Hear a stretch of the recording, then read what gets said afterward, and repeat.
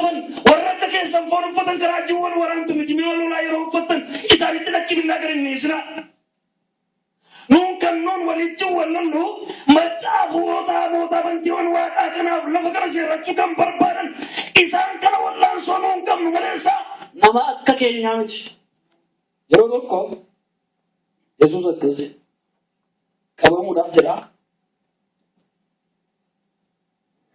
bartootaan akkasi waa barsiisuuf jedhetu waan qabdan hundumaa gurguraatii mi'atti loltanii billaaf tadhaatti jedhe achaan maali bartuun dogoggorisa waan jenne qabe I'm ready kunoo qaba Yesuus waan jedhila kan inni jedhe mi'atti loltan duwwaa qopheeffadha mi'atti loltan jedhu sun maalidha dubbii waaqayyoo keessan kaadhaa jira maleessa billaa gadi baatadhaa jechaan jiru namni jira qoqqoree yeroo akkasi kunooni qophaara billaan harka koo keessa jira muruun hin danda'a gaafa jedhu utuu Yesuus muriin jedhanitu gurra namicha tokko waka godheerraa kute gurra kutuun inni bufa isoo rakkisaadha una gargaa haleluya gurra namicha tokko qat godhee gaafa irraa kutu Yesuusitti gaddi dhaga'ameera sababiin isaa ergaa Yesuus qabu namicha sanaaf hin galle kan namichi jechaa jiru kan biraa kan Yesuus jechaa jiru kan biraa waan ta'eef gurra isa citeetu Yesuus immoo hojii isaa fayyisuudha hojii isaa hodhuudha waan ta'eef isaan kutee caccabse sana walitti todhee fayyaa godhe haleluya namni guyyaatti sabee qabu walii qaawudha namni guyyaatti sabee qabu ciraawudha inni osoo danda'u immoo fuudhee walitti todha maqaan isaa ulfaata thank you Jesus kanaaf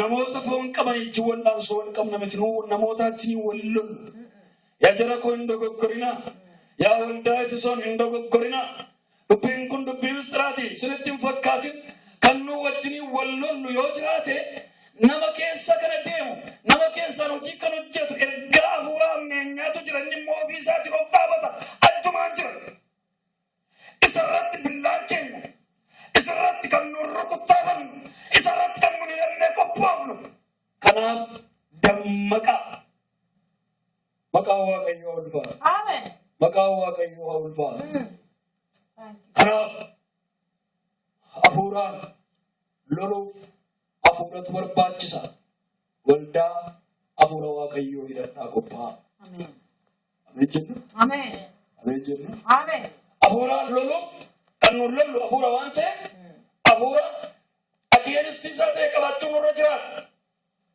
fooniin lolla yoo ta'e dubbiin isaa dubbii hafuuraati rukutamuu du'uu dandeenya kanaaf hafuura waaqayyootiin geggeeffama mi'a lolaasa kan waaqayyoo sana qabadhaatii qophaa'a ani lammaffaan guyyoonni kun guyyoota sodaachuudha kan inni jedhuuf yerootti namni dubbii waaqayyootti dugda gatee sokkuudha yerootti waldaa kiristaanaatti dullumni hafuuraa dhufuudha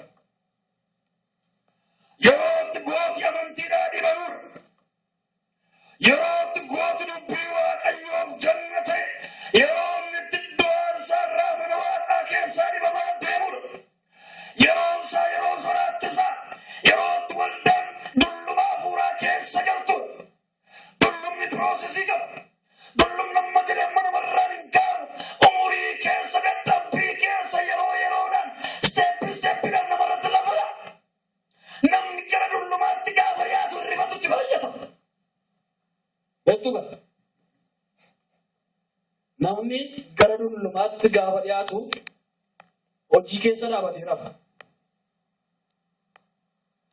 namni gara dullumaatti gaafa dhiyaatu konkolaataatu oofuutu muka namni gaafa gara dullumaatti dhiyaatu utuu taa'ee nama ajjinaa zoorri murate sokka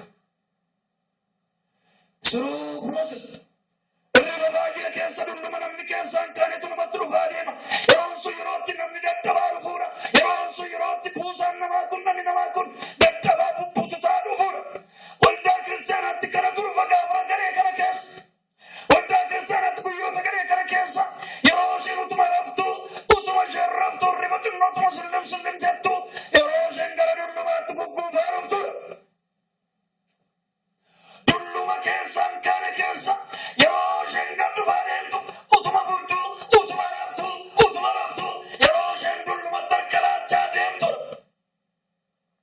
guyyoonni kun guyyoota gareedha. Waaqayyo nu gargaara. Ameen. Staatiksii waldaa kiristaanaa irra yoo ilaaltanii kan biyya kan waldaa keenyaa kana jechuu qotu hin taane akkuma guutummaatti yoo ilaaltanii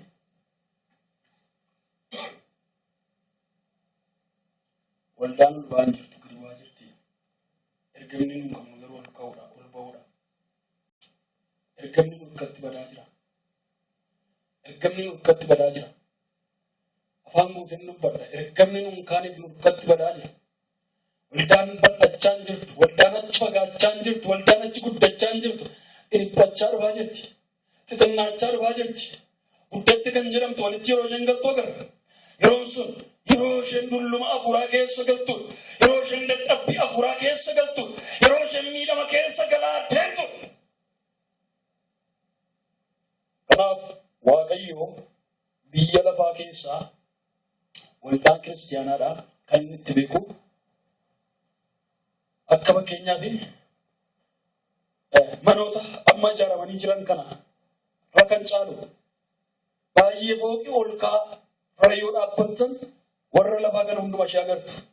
Akka kanattidha kan gooftaa waldaa kiristaanaa beeku. Biyya lafaa keessaa ol kaatu, biyya lafaa keessaa ol kaatu waldootaaf mootota gurguddoota jireenya addunyaa dinagdee hawaasaa namni akka itti jiraatuuf waldaan qoricha, waldaan ol kaatee kan mul'attudha.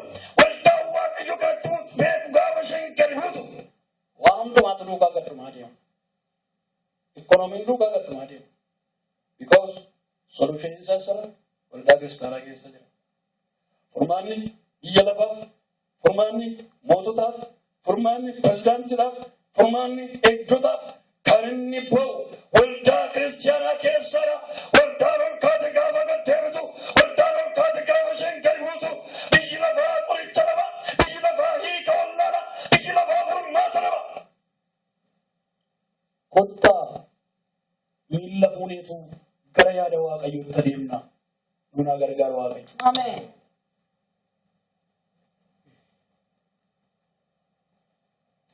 Inni sadaffaan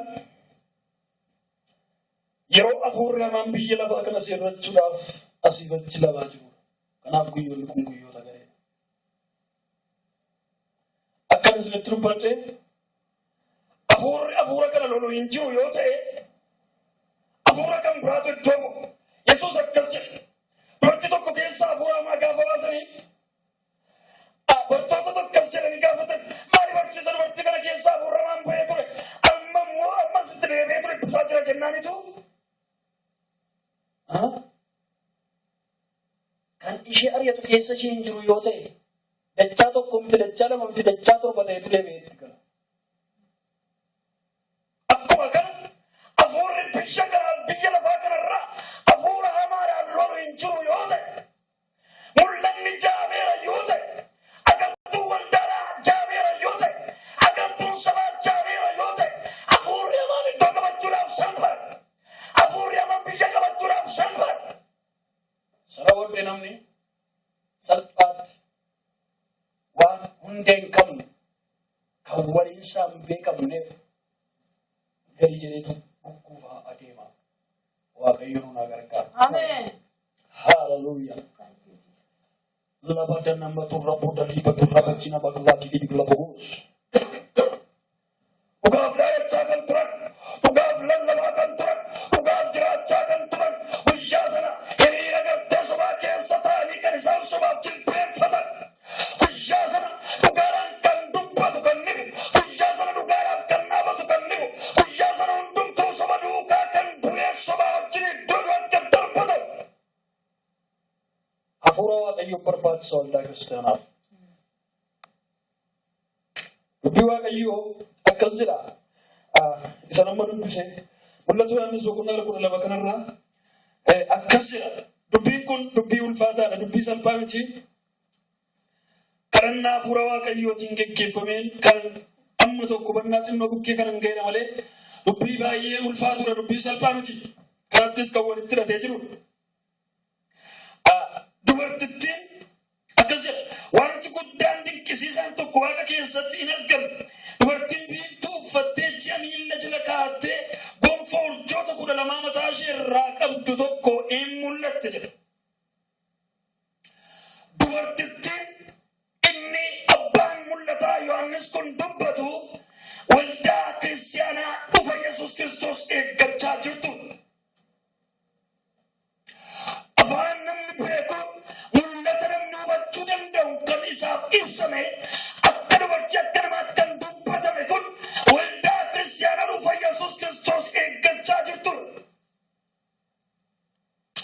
Biiftuu uffattee inni jedhu immoo Kiristoosin uffattee ayyaana Waaqayyoo uffattee ayyaana Waaqayyootiin ishee ifaa jirtu waldaa kiristaanaa jechuudha. Jamila jala kaatee inni dubbii Waaqayyoo jechaa jiru kun biyya lafarratti aangoo qabaattee aboo qabaattee akkana isinitti dubbatte waldaan kiristaanaa biyyaaf hiika, waldaan kiristaanaa moototaaf hiika, waldaan kiristaanaa abboota qabeenyaaf hiika, waldaan kiristaanaa hundumaaf furmaata. Kanaaf aboo biyya lafarratti qabaattee jechuusaati. Gonfoo urjoota kudha lamaa inni jedhe dubbatu kun immoo ijoollee Israa'el ilmaan Yaaqoob ilmaan kakuu warra isheetti naanna'anii jiran. Ilmaan Yaaqoob ijoollee kudha lamaa. Bartoonni Yesuus Kiristoos duukaa hafanis bartoota nama kudha lamaa. Warra ulfina waldaa ta'an kana ilmaan Yaaqoob ijoollee Israa'el kanatti kan fakkeeffamanidha. Gonfoo urjoota kudha lamaa ofitti qabattee inni jedhu immoo kakuu ulfina Waaqayyootiin kakuu Yesuus Kiristoosin argachuu kakuu Yesuus Kiristoos dhalachuu duwwaa miti deebi'ee immoo isheedhaaf dhufu. Gonfoon kun immoo kakuudha. Maqaan isaa haa ulfaatu. Ameen. Ameen. Isheen ulfa turte jedha. Isheen ulfa turte. Ulfi dadhabsiisaadha warra beekaniif. Ulfi dubartootaaf isaantu beeka. Ulfaataadha. Akka salphaatti gaafa mucaan dhalatu niiw beebii jedhanii akka namni dhufanii itti dacharutu hin ta'ini niiw beebii duukaa waan isheen taate haala niiw beebii beeka. Sirriidha miti. Ulfi ulfaataadha. Akkas jedhu dubbii Waaqayyoo. Ishee ulfa turte. Amma gaa hafuurri hamaan ani isiniin jedhu sun dubartiin kun ilmi isheen deessu ilma attamii akka ta'e beeka. Ilma ulfina Waaqayyoof ta'u gammaduu kan baasu jireenya sabaaf kan ta'u jireenya amantootaaf kan ta'u jireenya addunyaaf kan ta'u hundaaf furmaata akka inni ta'e waan beekuuf hafuurri hamaan kun dubartittiin rakkinarra jirtu kana dubartittii ulfarra jirtu kana hiddeetu akka isheen ulfa kana gatattu godhu. Gooftaan isaa ifatu. Ameen. Hallelujah. Ameen. Akka isheen gatattu akka ulfi kun irraa ba'u godhu.